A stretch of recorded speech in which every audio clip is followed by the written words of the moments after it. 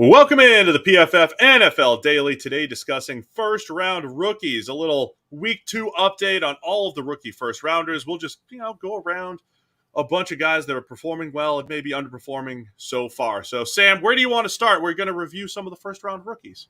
No pattern. That's what I like. We've got just go. debuts now from almost all the first rounders. Still a couple of them that haven't seen the field yet. Kenyon Green, I think, is one that hasn't been out there. Tyler Linderbaum, I don't think it's made his debut yet, but pretty much all the first round rookies at this point have been out there for at least a couple of snaps. And a couple of them, it has been, basically a couple of snaps. Aiden Hutchinson had those 11 snaps in his debut, didn't play in the second preseason game.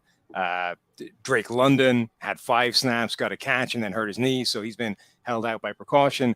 But we are seeing quite a lot of some of these other guys. And some of them, I think, have been really impressive so far. I was talking to you before we went live about how impressed I've been from watching Sauce Gardner's tape. You look at the stats, and he's basically not being thrown out at all. But this is preseason, right? That could mean anything. That could mean he's playing great. He's in fantastic coverage.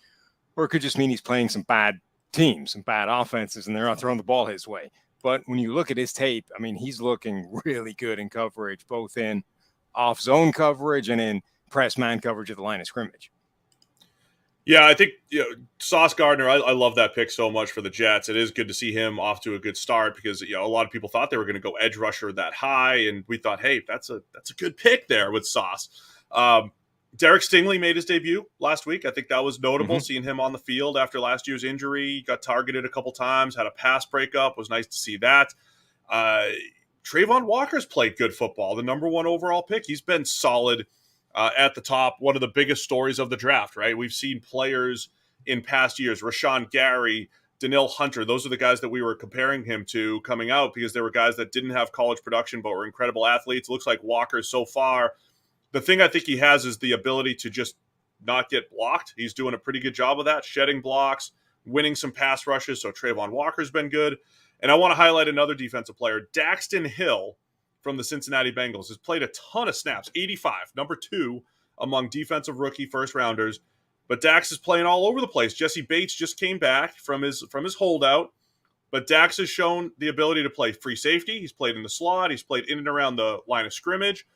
Making a ton of plays, diving interception the other day, showing speed, quickness, and the versatility that the Bengals coveted when they drafted him in the first round.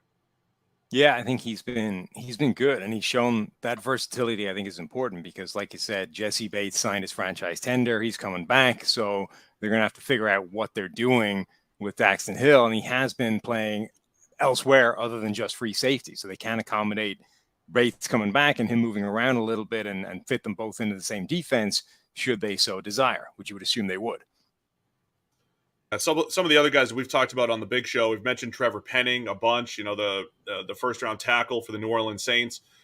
Pretty big discrepancy with a 93 pass blocking grade and a 53 pass blocking grade, 93 run blocking grade. So kind of what we expected for him coming out. We get that a lot with rookies, right? Like whatever you saw last year, a lot of times it translates. The interesting guys, though, are the guys that look a little bit different, like a Kenny Pickett, who's playing a different brand of football. We talked about him a lot on the main PFF NFL podcast. I think on the disappointing side or the questionable side, you've got Ike Ekwonu from the Carolina Panthers. Don't know what he's going to be as a pass blocker. You have Treylon Burks, who's struggling to even see time with the first and second team with the Titans, but also even getting hurt last week at practice against the Bucs. So not every first rounder playing well right off the bat. Yeah, Burks was one of those ones where when you look at the tape, particularly this week, it's a tougher, there's more to it than just him not being great. He was out there for a lot of snaps, had just one catch for 4 yards or something like that. But there was a couple of plays where he got behind the defense, but Malik Willis is a quarterback, and Malik Willis is just not playing within the structure of the offense at this point. So, he would make his run, he'd get ahead of or get behind the corner, look back, and at that point Malik Willis is like doing something crazy in the pocket, running around, bailing on the play. Like he's not firing the ball where it could have gone towards Treylon Burks. And that was the case, the first game as well. He was open deep, and this time Willis wasn't doing anything ridiculous. I just don't think he saw it. But that's back-to-back weeks now where, there could have been a big play on his resume, in addition to all those snaps and the lack of targets and the lack of production, had he had, a quarterback willing to meet him halfway and take that shot, but he hasn't had yet. We'll break down a few more of the first rounders in just a minute, but get ready for NFL Week 1 action with DraftKings Sportsbook, an official sports betting partner of the NFL. Bet just $5 on any football game and get $200 in free bets instantly. And now everyone can experience the thrill of DraftKings early win promotion. You get up 7, you win. Bet on any NFL team of your choice, and if your team leads by 7 points at any point during the game, you get paid instantly, even if your team loses. DraftKings is safe, secure, and reliable. Best of all, you can deposit and withdraw your cash whenever you want. Download the DraftKings Sportsbook app now. Use promo code PFF to get $200 in free bets instantly when you place a $5 bet on any football game. That's code PFF only at DraftKings Sportsbook. 21 plus in most eligible states, but age varies by jurisdiction. Eligibility restrictions will apply. See DraftKings.com/sportsbook for terms and resources. Gambling problem? Call 1-800-GAMBLER. In Tennessee, call or text the Tennessee Red Line at 1-800-889-9789. In New York, it's 877-8-HOPE-NY. One per new customer, minimum $5 deposit and wager, $200 issued as $8 to $25 free bets. All right, Sam, anyone else standing out to you? Kayvon Thibodeau's got to work on taking on those cut blocks. The good news is, since the main PFF NFL podcast, we have confirmed no tears or anything like that for their Kayvon Thibodeau top 10 pick by the New York Giants. Seeing him hopefully come back by week 1, but unfortunate that he's going to miss a little bit of time with that knee injury. Yeah, it is, particularly because I was, interested in seeing how he was going to play over the course of preseason. I think this year might be a year where it places the last couple of seasons of offensive tackle play into some context. The way like there was a run of quarterbacks for a while that hit the ground running as rookies and looked amazing, and it's like now that's expected. If your quarterback doesn't play incredibly as a rookie, it's like, what the hell is wrong with this guy? We got a bad one. It's sort of happening with tackles. Tristan Wirfs comes along, plays like the best right tackle in the NFL basically from day one. His first game in the NFL, I think, was going one-on-one against Cameron Jordan and shutting him down pretty much. Last season, Rashawn Slater, the guy that gave him the most trouble was Myles Garrett, and the most trouble he seemed to have was the chip blocks, to the point where he reportedly said, "Stop chipping, it's messing me up. Let me just block Myles Garrett one-on-one." Penei Sewell playing great at left and right tackle last season. Generally, we know that's not how it's supposed to go, and rookie offensive tackles tend to struggle. It tends to look a lot more like Andrew Thomas, who had a reasonably bad year 1 and now looks like a good left tackle. That, I think, might be what we're going to see from this group, whether it's Ike Ekwonu, who you mentioned before, whether it's Evan Neal, another Alabama tackle, whether it's Charles Cross. I know he's grading better right now, but you can kind of see how that would happen for Cross as well. And Trevor Penning, who has that massive disparity between the run blocking and the pass blocking. I just think this might be one of those years where they might all end up good players. I just don't know if any of them are going to look great year 1.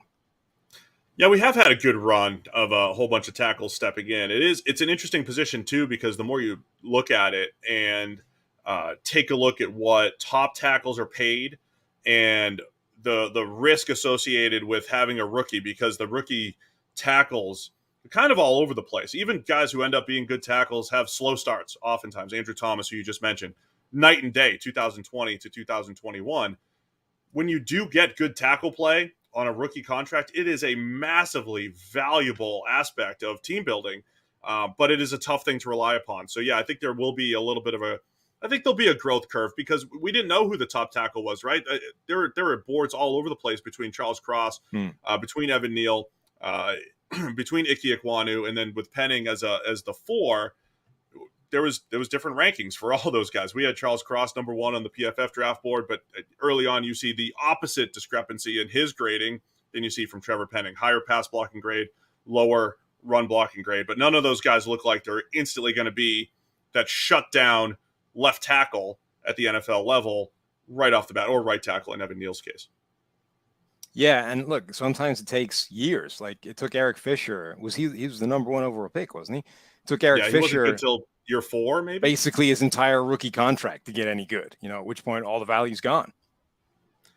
Seeing some good things from George Karlaftis as a pass rusher. Want to see him do a little bit better from a run game perspective. Of course, you get all those grades over at PFF.com. Anyone else that's standing out, or any other first round rookie stories for you here, Sam?